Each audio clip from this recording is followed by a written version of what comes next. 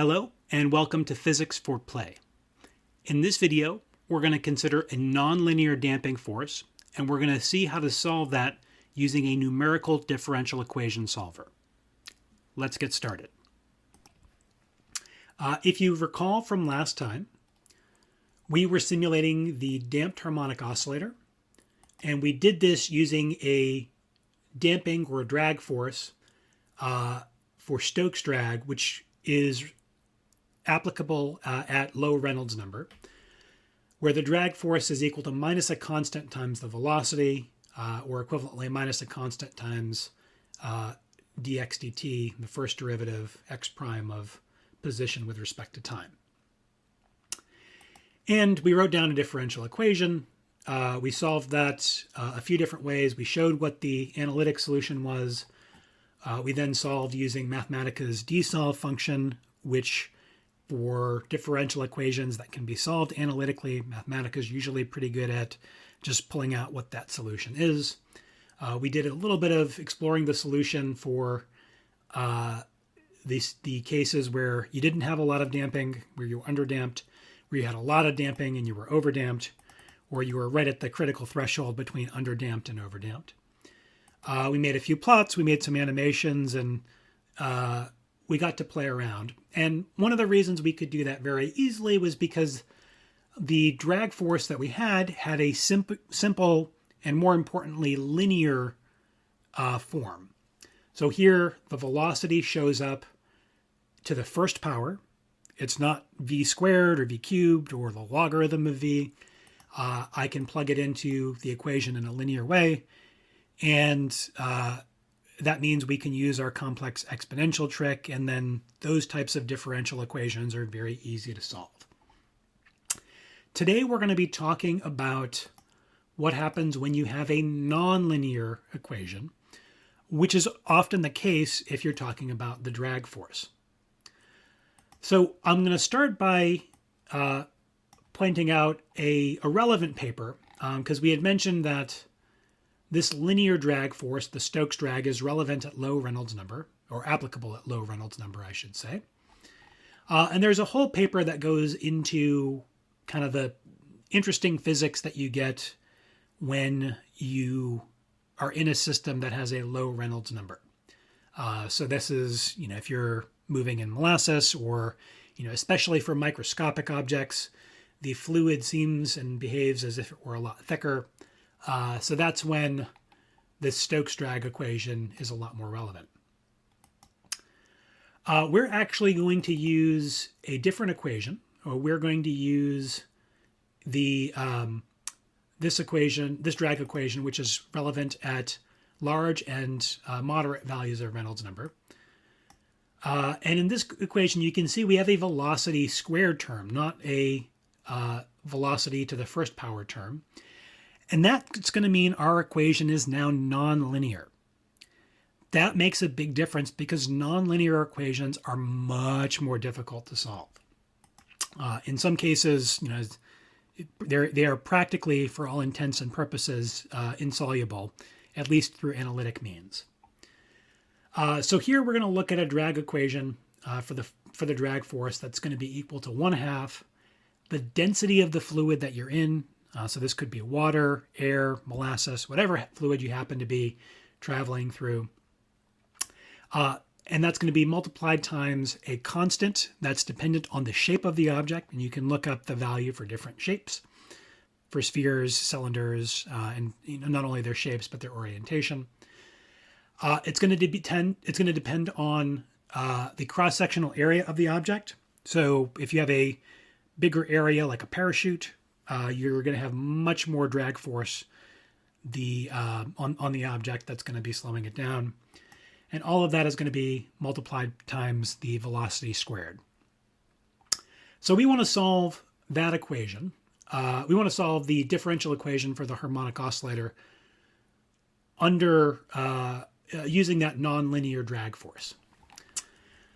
So we're going to go ahead and solve this nonlinear equation, and we're going to show you how to do that. But to set it up, since we've already got some code mostly written, we're going to copy and paste this. Again, the great thing about working with computer code is you can copy and paste code from earlier examples, so it makes you don't have to start from scratch every time. In this case, I'm just going to copy and paste from one of our exploring the physics examples from earlier. I don't need this, so I'm going to delete that. And I'm going to comment out the plot for now, because I want to focus just on solving the differential equation to start off with.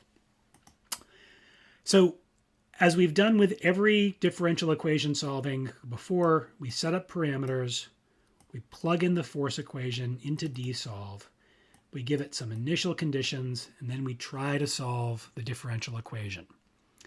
We plug that in to solve the differential equation. Now, in this case, I've got to use a different force because I'm no longer using the Stokes drag force. I have got to use this new drag force, which means I no longer need the constant B. Instead, I need the density of the fluid, which I'm going to set equal to 1. I'm going to need a constant describing the drag coefficient CD. I need some cross-sectional area, which I'll set equal to 1. Then I should be good there. If I plug in here, that'll be 1/2 the fluid density, just copying this equation up here into code, times that constant times A. Make sure you put spaces between all of those. Now, this is where it gets tricky, because you might think, and when I tried to record this earlier, I messed up because I just put in velocity squared. Now, the problem with just having a velocity squared like that is that I need this force to be pushing against the direction of motion. It's a drag force. If I'm moving in a particular direction, it is pushing against me. It's trying to slow me down and stop me. The problem is that when you square the velocity, you no longer have any information about whether you're moving in the positive or negative direction. V squared is always positive, so I lose information about the direction. So I can't just square this and expect to get the right answer. There's a few different ways to do this and get it to work nicely, but I think the easiest way to do it, so if it were linear, if velocity is positive, this would be negative, which would be correct. If this were negative, the force would be positive, which would also be correct.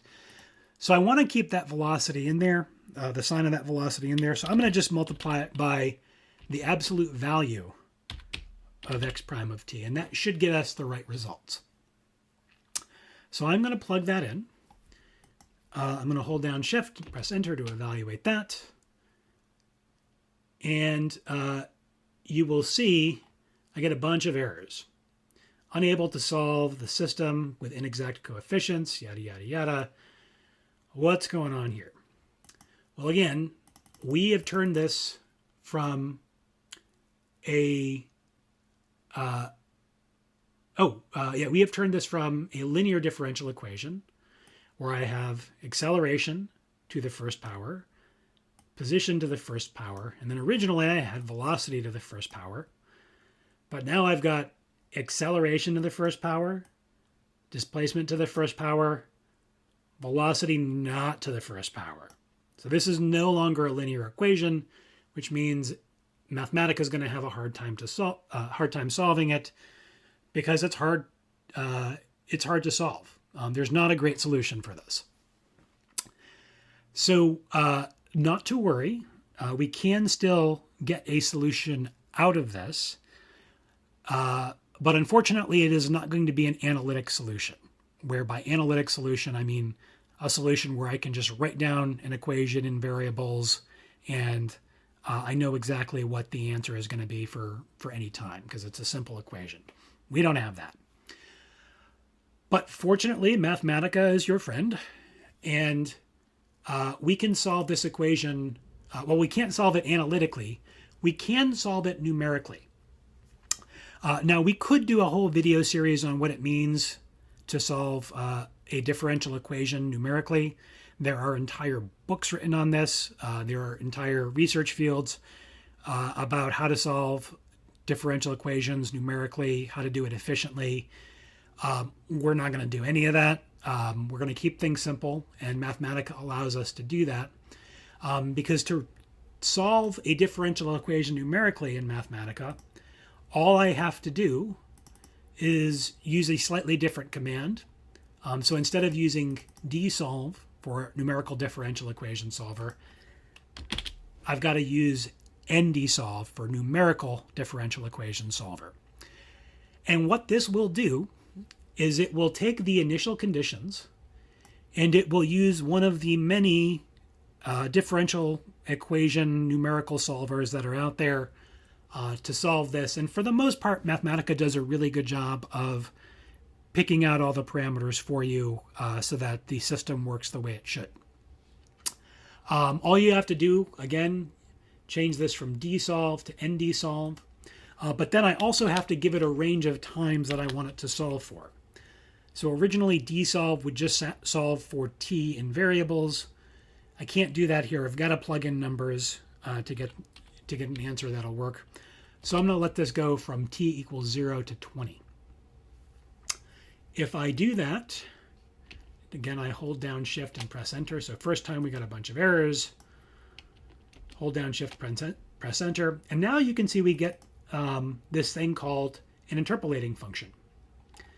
Now, when we first solved our differential equation, back when we were still in linear world, we just got a function. We no longer have a function here. Now we have what's called an interpolating function, which is basically a numerical way of filling in the blanks, so that if I plug in, if I want to plug in a number and I want to know what is x at 0.345, 3456, I can just say, hey, give me the value of x at 3.56 and replace it with the solution that I just solved, and it'll just spit out a number for me, in this case 6.61185. So if I do that many times, I can make a plot, which I'll do just by uncommenting the plot code here. Hold down Shift, press Enter, and you can see what the solution for that differential equation looks like.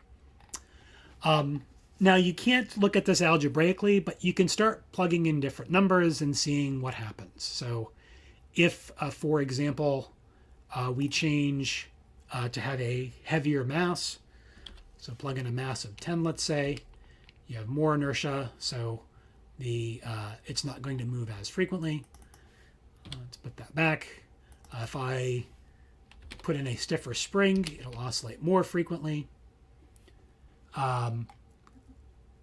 If I put in a more dense fluid, you can see it'll decay faster. It won't even get a chance to oscillate. So you can start playing around and seeing the motion for different cases. Well, that is all for now.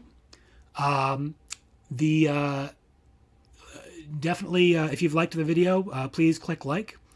And if you'd like to see more of these, we'd love it if you click subscribe. Thank you so much for watching, and we'll see you next time.